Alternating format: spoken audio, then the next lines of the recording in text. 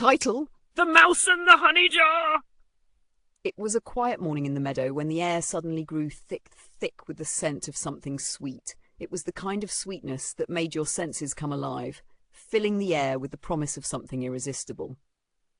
A little brown mouse named Pip, with his keen nose, could smell it even before his eyes found the source. His heart quickened as he darted across the tall grass, the sweet scent leading him like a trail of breadcrumbs. There, in the middle of a clearing, sat a large honey jar, its lid slightly ajar. The golden nectar inside glistened in the sunlight, almost glowing with warmth. Pip's eyes grew wide with excitement. Honey, sweet, smooth and sticky, was the finest treat a mouse could dream of. His whiskers twitched, his stomach growled, and he knew that he couldn't resist. Without hesitation, Pip scampered up to the jar, his tiny paws reaching for the delicious treasure inside. He licked the rim, savouring the first taste, then dove in. The honey was everything he had imagined, rich, velvety, and so sweet it seemed to melt on his tongue. It was perfect. The more he ate, the more his desire for it grew. He forgot everything, his hunger, the dangers of being in an open field, even the time of day. All he could think of was the honey. But as he sank deeper into the jar, something strange began to happen. His paws, which had been so nimble and quick just moments before, began to stick.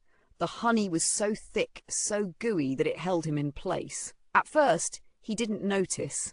After all, how could he with the sweetness surrounding him? But soon his little paws couldn't move. He tried to free himself, wriggling, squirming, but it was no use. The honey had him trapped. The more Pip struggled, the more he realized he couldn't escape. His body was sinking deeper into the jar, his fur sticking to the sides. His heart pounded with panic, but still the honey called to him, its sweetness too tempting to ignore. Just a little more, he thought. Just a little more, and then I'll be free. But the more he ate, the deeper he sank. Time seemed to stretch on forever. His body grew heavier and his head began to spin. The honey that had once seemed like the perfect treat now felt like a weight, a burden, pulling him down. He felt his energy slipping away.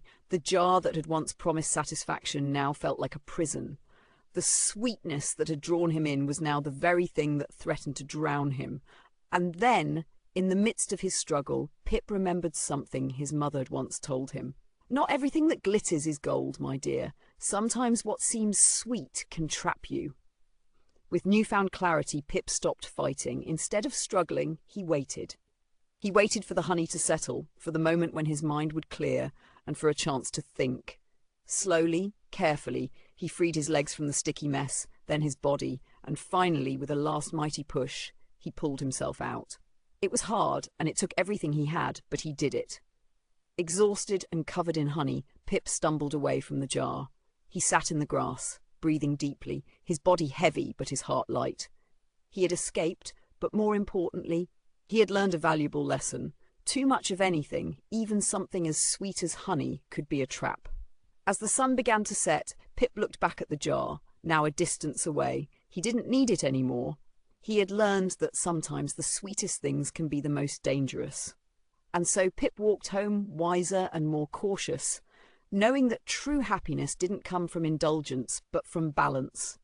If you enjoyed this story, please like, share, and subscribe to help the channel grow.